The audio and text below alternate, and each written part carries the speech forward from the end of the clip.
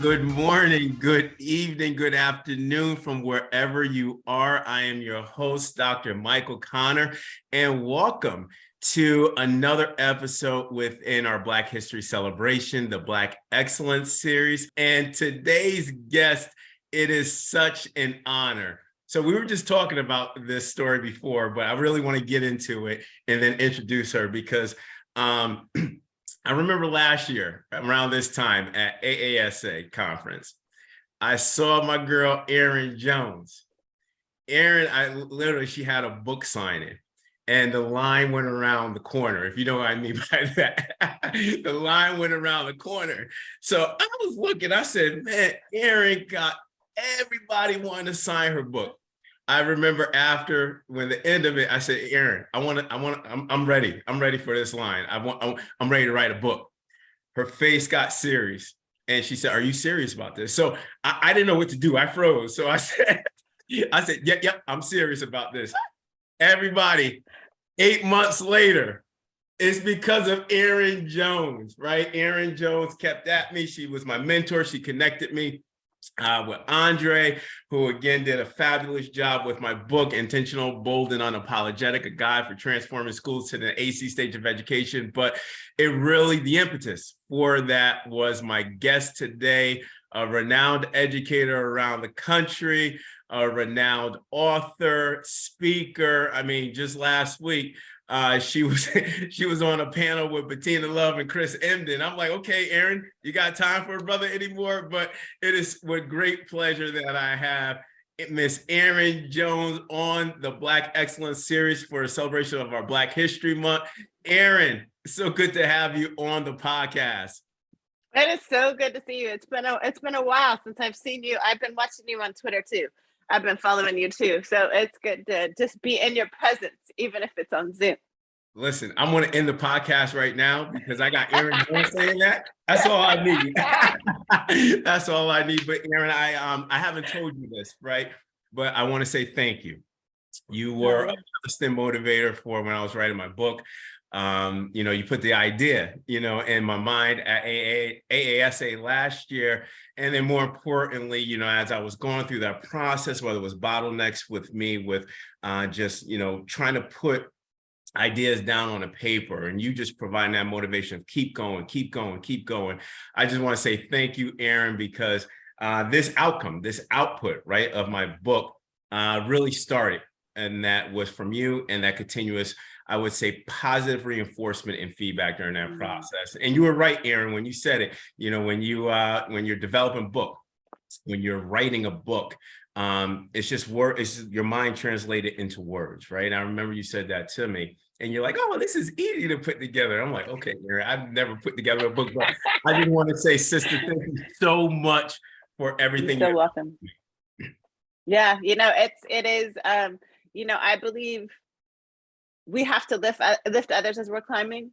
And I think this is a manifestation of that. That's how I want to live my life, is as I get things, how do I pull people up behind me and with me and alongside me? And I think this is a great manifestation of that. Don't just talk about it, be about it. You were about it, Erin. So let's get into the podcast, because you truly are Black Excellence, right? And I really want to have my audience unwrap your thinking, unwrap strategies, but more importantly, notice or highlight your activism work that you're doing in education as well. But this is a kind of a fun question, the first one, right? And it really is just kind of an open book, right, to who you are as a leader, as a person. And me, with music, that describes a person. But when you're presenting nationally, Erin, or you're hosting an event around your book around the country, we've been following you, around the country, doing some really, really good things. You're just meeting with students. That's what I love about your practice with education, is you really bring it down to the student level, right? Or students across the country, when they meet you, what is your equity song that defines you when you walk in a room? Well, that's such a great question, because I had to really think about that. And the first song that really struck me, you may not know this, but my kids are all singers, and my oldest son actually auditioned for The Voice, and he auditioned with this song. Change Is Gonna Come by Sam Cooke. Ooh, okay. And they wouldn't let him perform it because they thought it was a religious song at the time. So when Mhm. he auditioned at 18, he's 28 now. So that was exactly 10 years ago. Last week, actually, it was when he auditioned. He did his audition and came out really upset. And there was a Black man, they go in as five, a group of five people. And this Black older man came out with him and said, "Oh my gosh, your son killed it." But they didn't understand the song he was singing. They Mm. thought it was religious music. They don't allow religious music. But you just need to know your son killed it with the song. Well, my son, it took him about 6 months to sing again. He was so broken by the experience of the voice audition, but he ended up, it propelled him to go to college. And he would go start at community college. And that year, there was a Students of Color conference, and he surprised me and showed up at the conference. I was the keynote speaker. Mhm. And I know that he's a good enough singer that I can get him to just a cappella. And so he opened my speech with that song Oh, wow. and just blew the audience away. So maybe the voice didn't like it, didn't think it was appropriate. But anytime that he's around and can open for me, that is the song that for me like speaks to my heart so much. Partly because of the history of Change Is Gonna Come, and the way it was used during the civil rights movement, but also because it's my son's manifestation of his most beautiful self. Mhm. And I think for me, that is what I want in any space that I'm in. I want young people and educators, superintendents, down to the paraeducator, to know that they are beautiful and to step into their fullness and to believe that change is going to come. Absolutely. We have to walk into every space believing that change is going to come, even if we don't see it. Kind of like your book in a way, Mhm. right? Like we have to just keep stoking the flames when things are really hard, which I think they are right now for educators. I think, I've been in education for 32 years, but my parents were both teachers for over 40. So I've been in education. I feel like I've been in it since I was one, so Yeah. over 50 years. Um, I think it's hard to believe change is coming right now. I think it's harder right now than it ever has been. And I believe that my job in the world is to inspire people to believe that change is possible. And so I think for me, that song, but the other, just being kind of silly, the other song that I love to have played when I'm talking to adults is Happy by Pharrell. Um, because that's also how I show up in the world is I Absolutely. don't take myself so seriously. Like if I'm emceeing a big event, that's my walk-on song, and I will dance in front of the whole group. And as you know, like I'm 6 feet tall, so I got this big red afro, and I'm really tall, and I will dance in front of everybody. And I'm a good dancer, but I'll be silly. And Mm. part of that is, I was a middle school teacher for 10 years, so you gotta be silly in order to engage students. And I am not afraid to be silly in front of a bunch of adults either, to Yeah. lighten the mood, but also to, like, we take ourselves so seriously sometimes, and we just need to move through the world with some joy. And so Happy is my joy song. Your joy song. And when you talk about change is going to come, right? And you're right, you reference as you were unpacking that, all I just kept on saying to myself was the AC stage of education. And change, is going to come, but change, let's substitute going, has to come, right? When Yeah. we think about Black or brown students, 50% of Generation Alpha, Generation Z, we have to, right? We have to Yep. change, and it has to come. And I love when you said step into your beautifulness, right? And I think that is important because we have to recognize, right, our worth and our value add that we bring into the ecosystem, but we have to be happy, for real Yep. happy, right? And Erin, I've seen you around, and that it is passion. It is just, it's pure joy, right? Of how Yeah. you convey, some of the most hardest or persistent issues, problems of practice that we deal with in education, but the way you present it, change does has to come. So Mhm. yeah, change has to come. So absolutely with that. But I want to segue into the next question, right?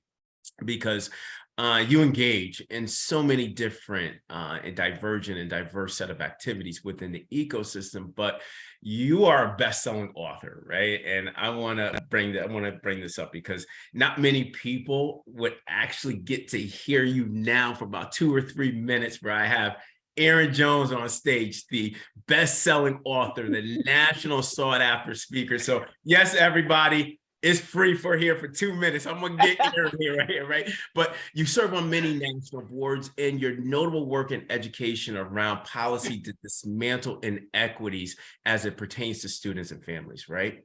What you're doing is a lot of work, specifically your work on eliminating racism in our schools, right? So all students have safe learning conditions. But what does that look like, right? When I think about threads from your book, when I think about threads from when you're speaking nationally, when I think about threads, when you're engaging with students, right? It's all around this dismantling inequities focused on racism, historic racism that we've seen within our systems, right?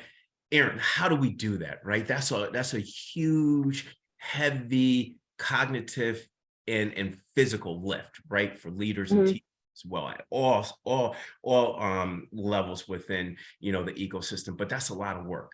How do we start unpacking that to really get to that utopia of inclusion, exclusion of racism? I don't know how I answer that in 2 minutes, but I'm gonna try. So number one, and this may sound really silly, but it's something that came up earlier before we did the podcast. I don't look like I'm about to be 52. And part of that is because I really am focused on, I take care of myself physically. Because this work is so hard, I think we don't talk about this enough, especially for Black educators. We don't talk about this enough. I will go to Orange Theory after we're done here. So I do, if you've not ever been to an Orange Theory workout, it's super intense. It's rowing and lifting and running. I am probably one of the fastest runners at Orange Theory. When I go, I make myself sprint. Yesterday was not a running day, so I walked 8 miles yesterday. Today, I will probably run 4 and then walk another 2. Like for me, physical self-care is really, really important, and mental self-care. So I started my day today listening to the Bible. I happen to be a Jesus girl, and I listen to the Bible out loud just to fill my mind with positive things. I eat really well, so I'm very disciplined about how I eat. And then I get physical activity. Why is that important as a beginning place? Because the work is a heavy lift. It's such a heavy lift. And if we have not cared for our physical selves and our emotional selves and our spirit self, it is too heavy of a lift and it will destroy us. And we're seeing this work take people out right now. Yeah. Right? We've seen it take people out over the last generations. And so for me, it begins with me. I have to be really intentional about how am I feeding my spirit, mind, and body. Secondly, I do this work in, I think, a unique way. I don't see many other people doing the work this way. You've already said this a little bit, but I am really intentional also about being around students, being around educators, being around board members and policymakers. So I am in every one of those arenas. I don't believe I can speak to lawmakers if I haven't spoken to students and teachers. I don't believe I can speak effectively to lawmakers if I'm not talking to superintendents and school board directors, because they're the ones at the district level making the policy decisions and the legal decisions. But I have to know what they're doing at their local level in order to speak to our state level legislators. In fact, Wednesday, I'm speaking to our congressperson too. So but I can bring the voices of the babies that I talked to this week and the educators I talk to and the board members. I can bring those voices to the congresswoman. So I'm not just speaking what Erin knows, I'm now sharing the voices of all these other people. And that becomes a much more compelling statement when I can say, here is what my students are saying. And I actually meet with a group of educators every Monday night online. And in fact, any of your listeners is welcome to join. They can reach out to me on Twitter or Instagram for the link, but I host something called Equity Fishbowl every Monday night. It's free from 6 to 7 Pacific Standard Time. And we talk about all things education equity. We are classroom teachers, paraeducators, former classroom teachers. We have a superintendent who joins from Racine, Wisconsin. We have college students who, when they started, were in high school and now are still with me after almost 3 years. We meet every single Monday night. Wherever I am in America, we meet on Monday nights and we talk about all things equity. And so we both troubleshoot, but we also are hearing what's happening across the nation in as it relates to equity in education. So for example, we talked about the AP African American History exam a couple weeks ago when that was the hot topic. Today, I think we are actually talking about a school where a student on the basketball team was called the N-word by another school in that district. We're going to be talking about how should superintendents and principals be showing up when students are called slurs. So we really troubleshoot about practical things that are actually happening either locally or nationally. Yeah. And so my ear is tuned in to what's happening. And so I'm not speaking about stuff I've read, I'm speaking about stuff that I'm living through and that I'm actually hearing from people who are on the ground in the work being impacted. Absolutely. And Erin, I appreciate that because I like to call it this level of structural coherence. And what I mean by structural coherence is policy informing the state education agencies, the state education agencies informing the local education agencies, and the local education agencies informing the practice of the schools, i.e. through their school improvement plan or their school improvement processes that they're doing. But I love that level of connectivity, right? And, you know, you are bringing the voices, right? The voices of our most important customers, I always say, our students as well as our families.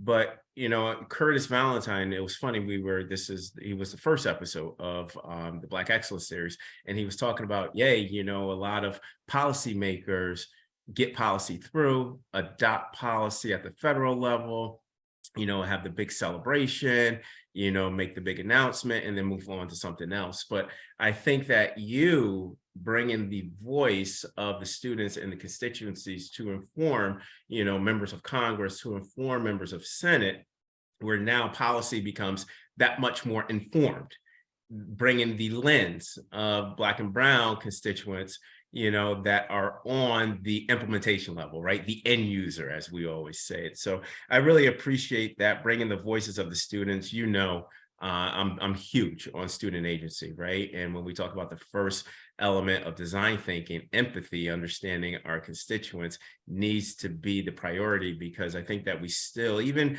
you know, I see it in the initial phases of the AC stage of education, we're still bureaucratic, top down, right? Static, top down. Yeah. Decision making, as opposed to really our constituents in mind. Because if we really had our constituents in mind with the design, it will look fundamentally different from the way we're implementing it now. So thank you for that. And then please join again, Erin, if you can just repeat that for my audience one more time for Monday. Yeah, sure. Because that's Monday important. nights. Yeah, Monday nights I host a class called the Equity Fishbowl from 6 to 7 Pacific Standard Time. I also host a class on Friday afternoons from 5 to 6 Pacific Standard Time.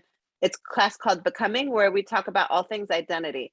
So we talk about race, gender, sexual orientation, region, language, all things related to identity and education. And it's a multi-generational class, and both of those are free, but you have to reach out to me. So I don't just let anybody into them. You have to reach out to me. So if you send me a message on Twitter or Instagram, I will send you the link to that. And, you know, the last thing I'll say, Michael, because I didn't share this, I was a classroom teacher, an instructional coach, and then I won Milken Teacher of the Year, and that propelled me to the state superintendent's office, where I served on cabinet for almost 4 years. So I was the assistant state superintendent over school improvement. Yeah. You mentioned school improvement plans, but here's why all of that is really important. I've been at every level in the system. So I've functioned professionally at every level in the system, and have been at the state level working with the most failing schools, which anyway, that's a whole conversation for a whole nother podcast. But I taught. Are they truly in the most failing, right? Are they truly failing? Let's really diagnose and unwrap that. But you're right. That's part two of another one. Because what I learned when I was at the state superintendent's office is 5 of the buildings that I had taught in were failing schools. But I will tell you, number one, they're the most poor, the brownest, but not failing by any standard, because I knew the babies there. And anyway, but I say this because I know what's happening at the state level really intimately, because I got to experience school improvement as the assistant state superintendent and see what was coming from the national level, from the federal level down to us, and then what we were mandated to drive down to schools. But because I insisted on being close to the ground, I was able to really kind of provide some cover and then translate so much of that really academic legalese. I was able to translate that. And, you know, I do speak 4 languages. So for me, I always see myself as a translator, even in English. Like I'm translating from the academic legal language down to the real, the common person. But I think it's really important if we're going to make change that we make sure everyone actually even understands what's being talked about and what's being expected. And I see too often there's no desire. I think we tend to use language in every country, but particularly in this country, to keep people out. We Mm-hmm. tend to use complex language and academic language to keep people in the margins. And I see myself as a translator. How do I bring more people in? By building bridges using language. But I could only do that because I've been at the state level. I've been a school district administrator. I've been a classroom teacher. I've been a mom of 2 kids with learning differences. And so I'm the wife of a teacher. So I am seeing it in all the different, and I see myself as a translator now to help everybody understand what the others are thinking and saying. Yeah, thank you, Erin, for that, because you know, one thing and I apologize, I failed to mention your work in the K-12 sector, because I'm Oh, just so I that's was just so okay. happy to have you on, Erin. I'm like, yes, and I forgot everybody. Yes, Erin is a former assistant state superintendent. She's one of those individuals, when you see her, you run right back in the day.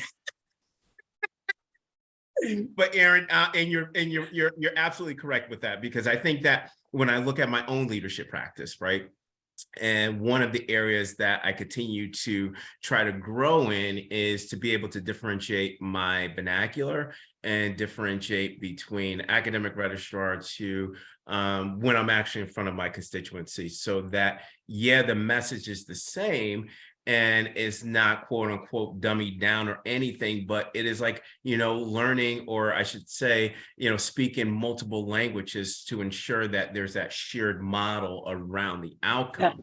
And we have to be able to realize, and it's not, you know, lowering the standards of the academic language that we're bringing, it's just we're presenting in a different way to underscore that theme that you highlighted of, we got to get everybody on board. Right, we got to get everybody on board, and the language and trust me, being around a lot of people with policy, being around a lot of people that are implementing policy at the state or even at the LEA level, we have to make sure that our end users are understanding what is going on in that policy creation, adoption, and even implementation. And Erin, I thank you for that, because, you know, a lot of the times is what you just said, right? Is that vernacular gap between translating that policy, you know, standardized English language, I should say, or terminology, into something that is understandable and digestible for our constituents, so they can get behind the policy. They can get Yeah. behind this to be able to support that. But anyways, Aaron, I want to get into the next one, because I want to talk about your book, right? And of course, I got to bring that up, right? Your book entitled Bridges to Heal: U.S. Stories and Strategies for Racial Healing. I ain't gonna lie, Aaron. It's provocative. I look, you know, only thing I haven't done, Aaron, I'm a fan, right? I haven't gotten it signed, so I'm gonna do it. You know, when it's just me and you around, I'm like, yo, Aaron, you better sign my book right now, right? That's what the little fan didn't act like I'm your boy, right? With that, but listen, your book is provocative. I love the end to end, right? It's a great read, and my audience, please support Aaron with this book. You know, specifically if you're a Black or Brown educator, right, as well as our counterparts, to really understanding the magnitude of racism in the United States. But can you just elaborate just a little more, my audience who, you know, might even have your book, for people that don't have your book and want to order it, you know, what is it about, and how could educators use your book as a manual to improve Yeah. education in their classrooms or in totality? Yeah. So I talked a little bit linguistically about my being a bridge. So I am Black and white. I was abandoned at birth because my mother was white, but I am Black presenting, and I identify as Black, even though my mother was white. I identify as Black because that's how I move through the world. The giant fro is It's how my hair grows, but it's by intention that I wear it this way because it's my signal to the world. Like this is how I move. I don't want anybody wondering who I am, because when my hair was straight, people would say, what are you? Don't do that, by the way, listeners. Don't ask somebody what they are. Don't do it. But now that my hair is natural, everybody knows. Like it's just really clear who she is. But I was abandoned at birth and adopted by a white family who were basically disowned. They ended up, I mean, things worked out, but they decided to move to Europe because living in America in the 70s with an interracial family was just hard. And I think a lot of Americans don't understand the history in this country of even interracial families. Until 68, it was illegal in most places for a Black man to be married to a white woman. Even though I was born in 71, it was still unacceptable. It was still unacceptable into the 80s for families to be interracial. And so my parents just said, we're going to leave the country. And so we left the country in 76, and I was raised at the United Nations School. And that gave me this exposure to this really big world, but also policymakers at the world level. So I went to the United Nations School. I got to be around kids from Israel and Palestine and Lebanon and Brazil. And I mean, just literally all over the world, and got to see what happened when people were able to make policy that brought peace. So I got to watch the PLO ambassador and the Israeli ambassador work on policy together. I physically was invited into the room to watch these men make policy together and build bridges. And obviously they still are in conflict now. So that didn't all come to this kind of fruit that I think they desired at the time, but I still got to witness that. And so I have always believed since I was a little girl, I am meant to be a bridge. And so I've always had this thought of bridges in my head. I came back to the United States for college in '89 and had a horrible racist, like I went to college in one of the most racist towns in America, right outside of Philadelphia. I went to Bryn Mawr College, where they still had a sign up that said no Blacks or Jews allowed at the golf course. I mean, it was that explicitly racist at the time. I thought about taking my life my freshman year. So imagine pre-Facebook, pre-internet, I'm trying to navigate as a Black girl who didn't grow up here. I knew about history because my white parents made sure they taught me about Alice Walker and Zora Hurston and James Baldwin and W.B. Du Bois and Frederick. I knew all that stuff. My parents had really done the best they could in Europe to make sure I was exposed. But I also thought we were much further along as a country because of shows like A Different World and The Cosby Show. I thought that's where we were as a country, and that's the America that I thought I was coming to. But I realized really quickly that was not the America I was coming to. And really, it took about 6 months to break me down enough to the point that I thought I didn't matter. I was not smart enough. I couldn't change the world. And then on a basketball court one day at 19, I just turned 18. No, I was about to turn 19. I ended up playing with a guy named Dr. Julius Erving. So far, I didn't know who he was because I didn't grow up in America. But I got to play with Dr. J, and it wasn't him that changed me. It was really the high school age boys on the court with me who shared afterwards that they had stopped going to school, that nobody cared about them. And I never wanted to be a teacher like my parents, but I realized that day, oh my gosh, God made me this way to be a teacher, and to be a teacher of children who look like me. They deserve to have really amazing teachers. And I remember calling my parents in Europe that day and telling them I'm not coming back. I need to stay in America, and I want to teach children who look like me. And that was 32 years ago, and I did not go back. And really the book is my story, but it's a way of telling my story that challenges other educators to think about their own stories. So back to one of the first questions you asked about how do I do the work? I think it starts with me. I think too often in education spaces, too often in teacher education, principal education, superintendent education, we talk all about the systems, but guess what? You are in the system. And I think what has been missing is the me story in the system. You actually can't change the system if you're not willing to change you. If you're not willing to look at yourself in the mirror and say, what do I bring to the system? Good, bad, and ugly. What are the skills that I bring? What are the talents that I bring? What are the experiences that I bring? Also, what are the ways that my identities have shaped how I experienced education? If we as educators have not worked through, how did I get to move through education? What were the barriers that I encountered as I moved through the system? What were the ways that I experienced success? If we haven't done that work, I think it's really hard for us to effectively move other people. And so my book is really my invitation by modeling. I'm going to share my story and be really vulnerable with you as an invitation for you to be really vulnerable with yourself. So I provide each chapter with some questions for people to think about, like, what does this mean for you? What do these terms mean to you? How have you been impacted by these terms? And I really hope that the book, it's not so much a guide for school improvement as it is a guide for how can I show up in this work more effectively myself, and then improve schools and improve the world.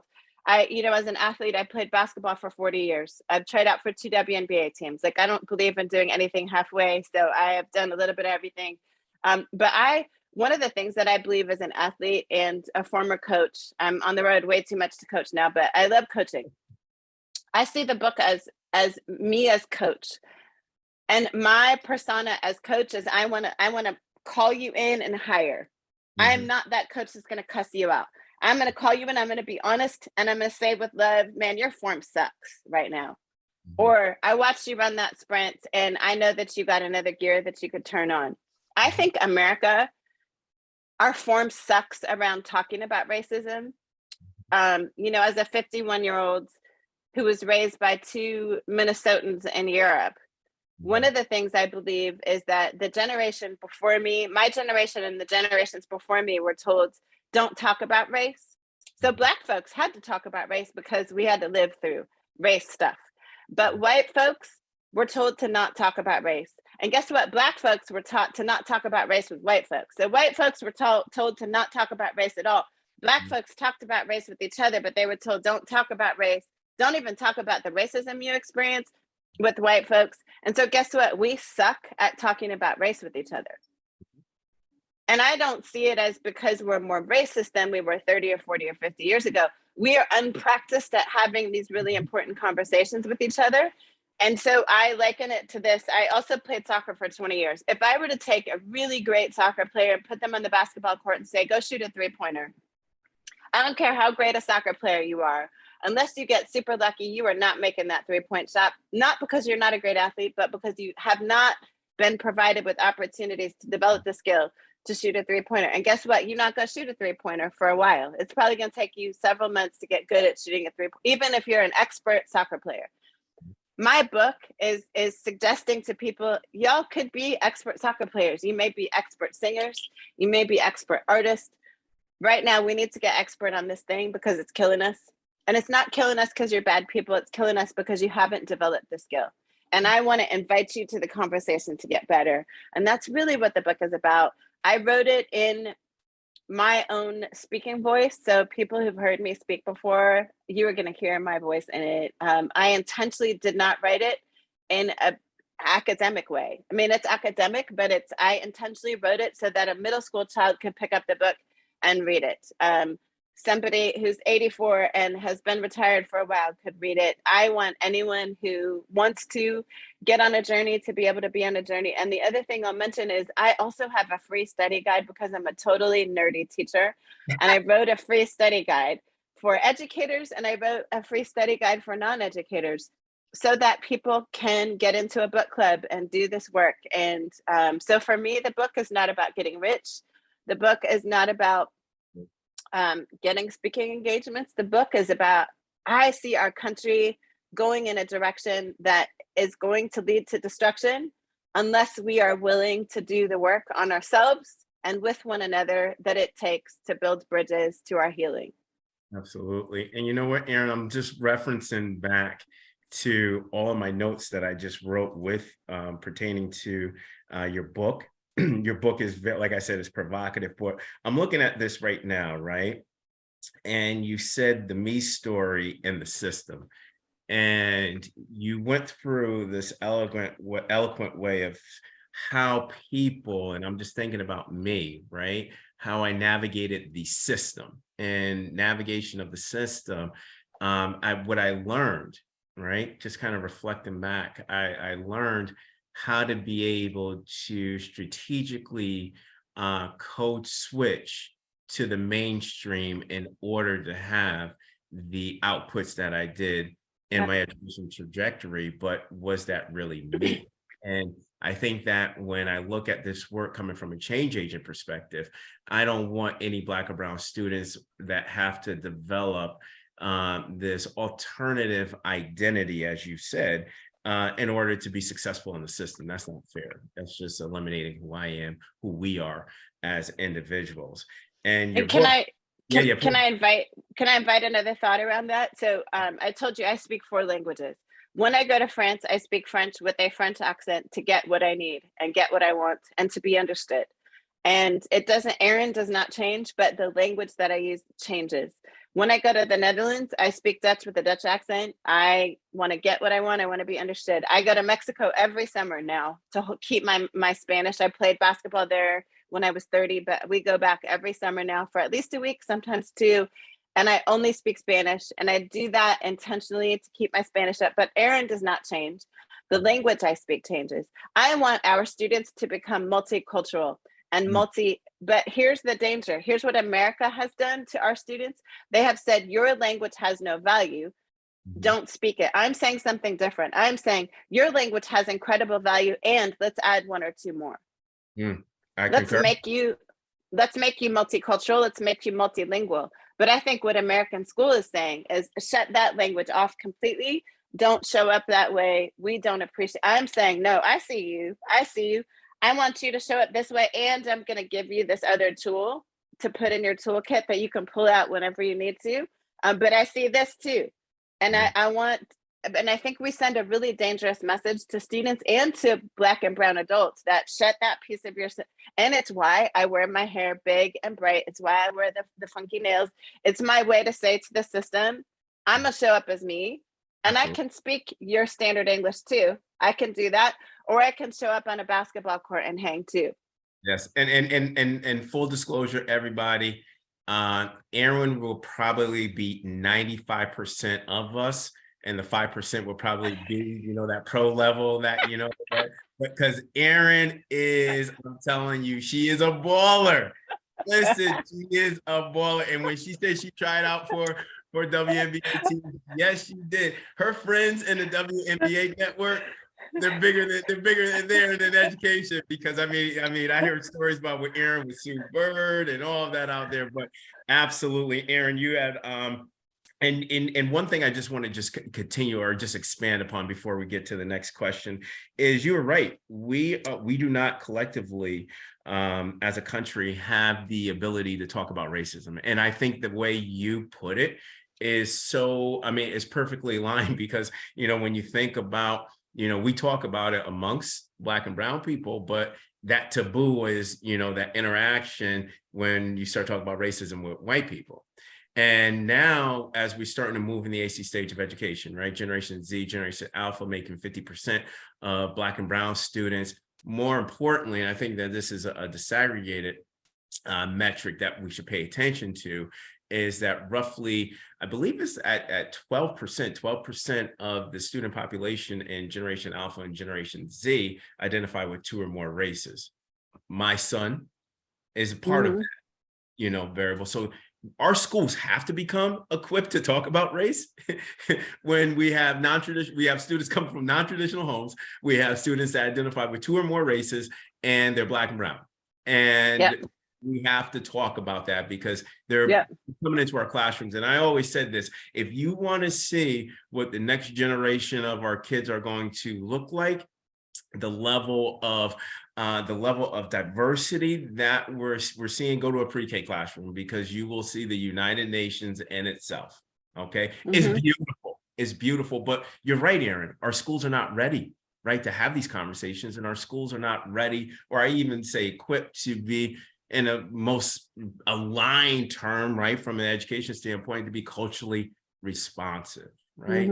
So, Erin, and it kind of goes into this next question, right, is eliminating that aspect when the demographic, the density of the demographic variables are concentrated to Black or brown.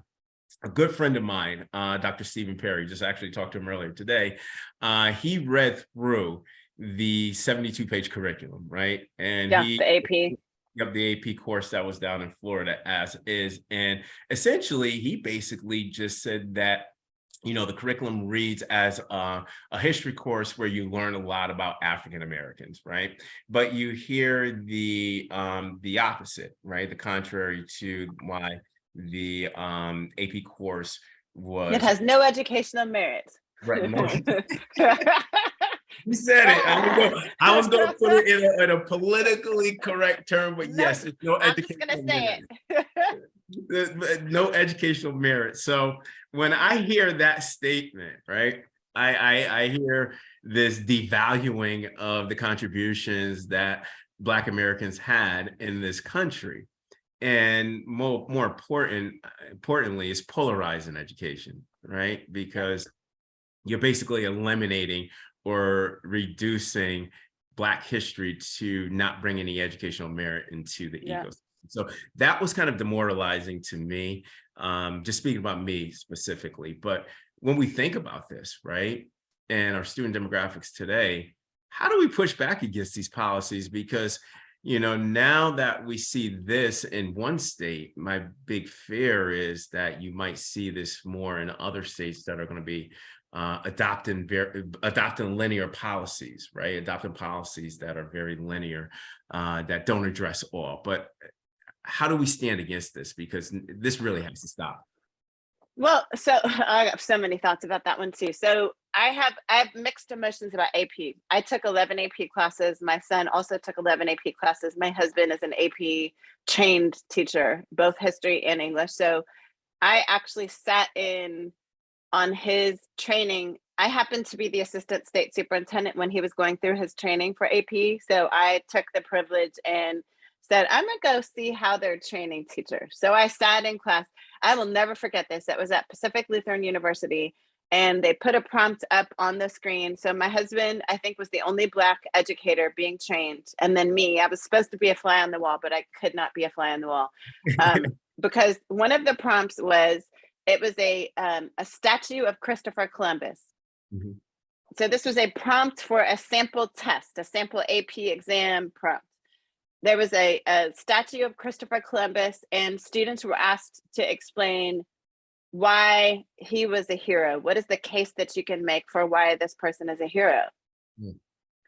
And that was so problematic for me. And this was 10 years ago. This was 10 years ago when I sat in the training. And it was so problematic for me, that question, that I had to raise my hand and not be a fly on the wall. And I said, first of all, he's not a hero. And if that's what your AP history course is teaching our students, is that Christopher, like, are you willing to be honest about what he did to this country? Because there were people here before he got here. Like, let's be honest. So I have a really complicated relationship with AP, with College Board anyway. So I just want to put that out there. That I think what's interesting, I think the message that the African American AP has no merit is problematic for so many reasons, because we have a European history. We have all these other histories of other people groups. So how is ours doesn't have merit? But also the College Board is problematic, and it has lots of racist tendencies and policies anyway. So I think a conversation we need to be having is around the nuance of the College Board. So it's really easy to critique right now, but I want us to be critical of AP, period. In the ways that AP has benefited white students over some white and wealthy students have benefited hugely from College Board. So I have been throwing that out into ether as we've been having this conversation. But there are 9 states right now where it is illegal for teachers to talk about race. So I'll just share with you, I was in Missouri last week speaking, and this is where Bettina Love and Chris and I were on a stage together. And in Missouri, if a teacher is caught by a parent talking about race or gender, they can be fined $500.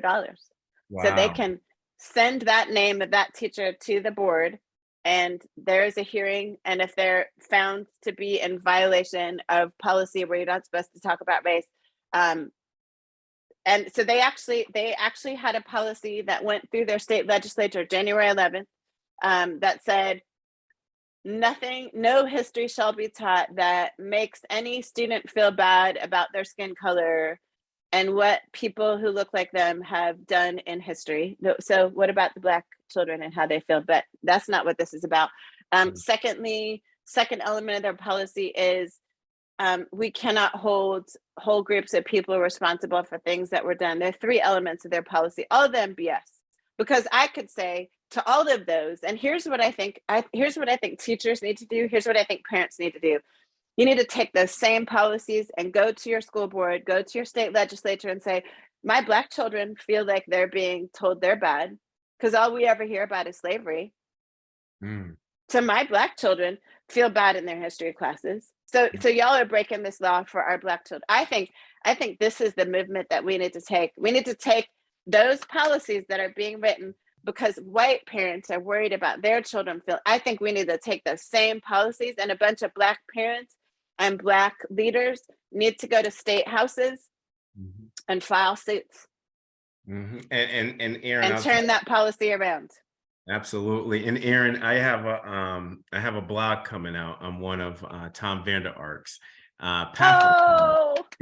Yep. And I have and you'll see is I'll put it like this. The title is called Separate and Not Equal. And it's talking about college pathways and about advanced rigor and courses for Black and Brown students as well. But you're right. This is a time to speak up, right? It's time to be very critical of certain policies that we're seeing in place, Erin. And thank you for your advocacy for that, because I know you've been a voice. You hosted, I believe, on one of your Mondays, this discussion like this around, AP courses around the College Board itself, because again, I've been saying this, right?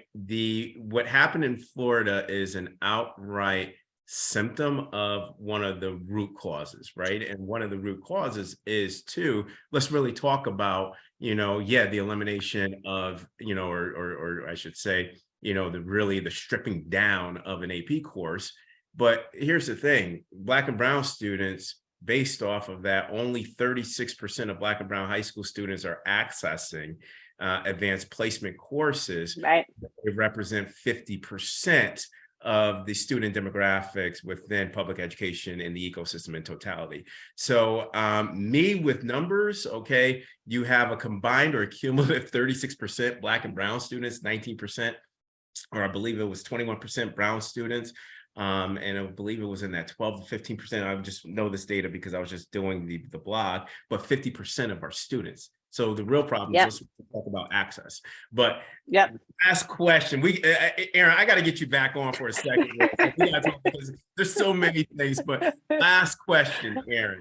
And I'm going to be honest with you, I fail miserably with this question because everybody breaks the rules with this. So you know what, there's been so many variations of this last question. I want you to take it the Erin Jones way. But for my listeners who just, and I hope that they get your book. I hope that they start following you. I hope that they join your free workshops that you have on Monday and on Fridays with relevant topics around what's going on in the country. But in 3 words, Erin, what do you want the audience to leave with regarding education advocacy and voice, right? At all levels, especially around our constituent level, students and families. How could we streamline these words into activation as a coalition? So it's funny that you asked for 3 words because I use 3 words in every speech: gratitude, courage, and love. And so gratitude is a huge part of my practice. So I have a physical, mental, emotional practice where every day I practice being grateful, even on the really crappy days, because the science of gratitude shows that if you make gratitude a habit, and that means not just once a week, not once a month, but every day, if you make gratitude a habit, the dendrites in your brain will literally reform to create a positive neural network. So I think we got to start from a place of finding, I'm not talking about toxic positivity. I'm talking about choosing to be grateful for something every day. And so start there. That's I would invite each of us to start there. Courage. This work requires courage. It absolutely requires courage. And courage is being willing to do the right thing, even in tough moments when you're the only one who is willing to do it. It's doing something in the face of fear. courage requires fear. I mean, doing the right thing is going to involve some fear. And so you need to be willing to push through that fear. And so I talk a lot about courage, and courage is also uncomfortable. And so courage requires pushing through discomfort. It's part of the reason I run. I don't run because I love it. I love playing basketball. I don't love running. I don't That's like, love running. Oh my gosh, I do it. I do it. And that yeah. first mile sucks every single time. And I push through the first mile. If I can get to the second mile, I can get into a rhythm.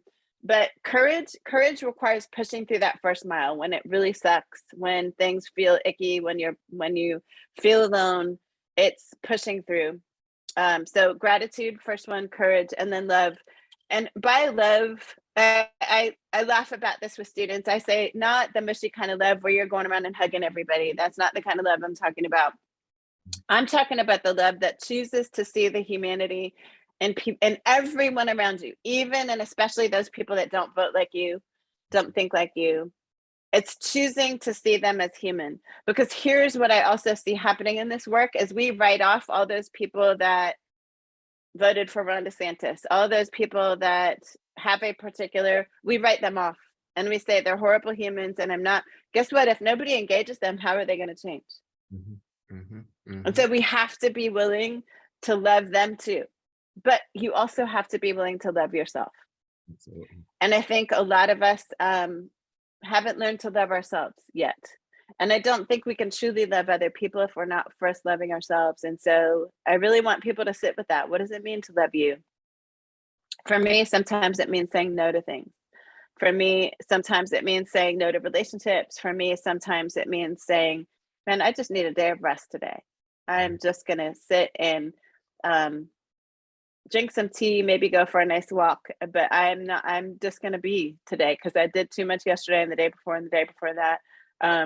But love is loving yourself, and it's choosing to love the people around you in such a way that calls people higher. Again, call people in and up into the best version of themselves, no matter who they are.